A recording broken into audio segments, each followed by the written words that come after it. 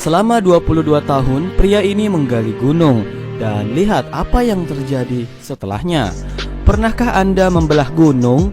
Ataukah gunungnya udah terbelah duluan? Gunung apa itu?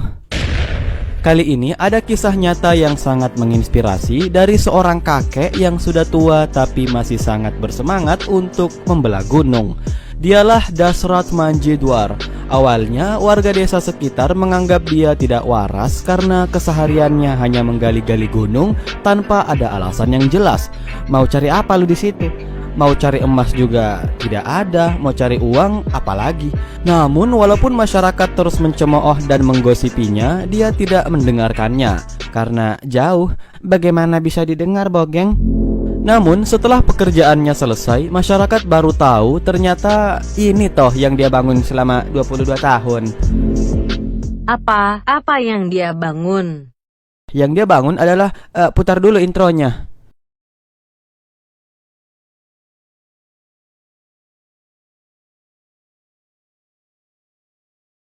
Ya, jadi dengarkan dulu kisahnya, karena ini adalah al-kisah al-nyatah. Awalnya hidup Dasrat Manji biasa-biasa saja, normal dan cinta ketenangan. Namun pada tahun 1959 istrinya Falguni sakit keras. Dia pun membawa istrinya ke rumah sakit terdekat, tapi jauhnya sampai 70 km dari desanya. Tapi demi rasa cintanya kepada istrinya, dia rela melarikan istrinya ke rumah sakit. Loh, kenapa dilarikan? Naik becak kayak apa kek? Gimana sih Manji?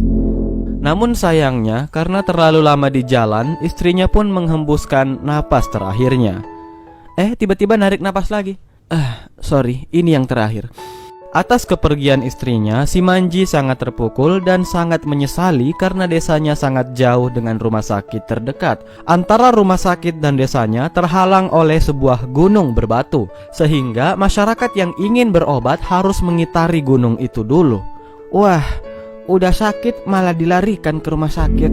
Sejak saat itu, dia pun mulai mengambil linggis, sekop, cangkul, kursi gaming, dan langsung menuju ke gunung yang dimaksud. Dia membelah gunung berbatu seluas 91 meter. Itu dia lakukan setiap hari. Masyarakat bukannya ngebantuin malah ngeledekin. Mereka berkata pakai bahasa India dan diterjemahkan ke bahasa Indonesia yang telah disempurnakan berbunyi seperti ini. Hahaha. Wahai Manji yang sudah tua tapi masih kuat, untuk apa engkau menggali gunung itu? Di situ tidak ada apa-apa. Mending kita makan palu basah saja di warung Cotona Haji Kadir yang ada di Jalan Veteran Utara Lorong 44. Di situ palu basahnya enak loh. Mari dimakan.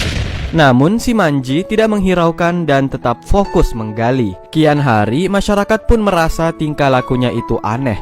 Dan tidak sedikit masyarakat yang mengira bahwa dia itu sudah tidak waras. Namun ya, seakan tidak peduli, si Manji terus menggali. Apa yang dia inginkan? Nah, dia bertekad untuk membuatkan jalanan tembus dari desanya menuju ke rumah sakit yang melewati gunung tersebut. Itu yang dia mau, agar warga desa bisa berobat tanpa harus menempuh jarak yang jauh. Dia tidak ingin orang lain merasakan penderitaan yang telah ia rasakan setelah kehilangan sang istri tercinta. Maka teruslah ia menggali, sampai akhirnya tembus kan tuh gunung. Begitu gunungnya tembus, loh, rumah sakitnya mana?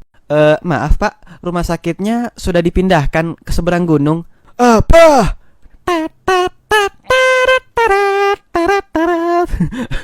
Ya enggak dong, bisa aja lu jarjit. Ya, setelah jalanan itu tembus, masyarakat mulai terbuka matanya dan merasakan manfaat yang begitu besar setelah adanya jalanan tersebut. Namun sedihnya, Manji meninggal dunia pada 2007 akibat kanker. Setelah ia meninggal, namanya pun dikenang di desa itu. Dia dianggap sebagai seorang pahlawan yang rela menghabiskan umurnya demi kepentingan masyarakat. Nama Dasrat Manjidwar diabadikan pada pintu masuk dan jalan di desa Bihar tersebut. Walaupun beliau sudah meninggal, manfaat yang dia berikan masih terus dirasakan oleh para warga. Kalau si Manji tahu, pasti di alam kubur dia geleng-geleng kepala ini. Waktu gua hidup lu hina-hina, setelah gua tiada, lu puji-puji. Gimana sih lu? Karena kisahnya yang penuh inspirasi itu, akhirnya dia diabadikan dalam sebuah film berjudul Manji the Mountain Man oleh sutradara India bernama Ketan Mehta. Dan film ini sempat booming di tahun 2015. Wow, sungguh luar biasa kakek ini. Sekarang, apakah kalian terinspirasi untuk membelah gunung? Inspirasi di sini adalah sebuah kerja keras pantang menyerah sampai dia tembus. Apa gunanya dia menggali 22 tahun kalau seandainya tidak tembus, kan? Maka dari itu, bagi kalian yang selama ini sudah berjuang, jangan sia-siakan perjuangan kalian sebelum menemukan hasil. Jadi, tetap semangat dan lanjutkan. Udah sedikit lagi tembus kok. Tenang, kan ada Nippon Elastex. Hah, sekian dulu kisah nyata kali ini. Ambil hikmahnya dan salam perdamaian.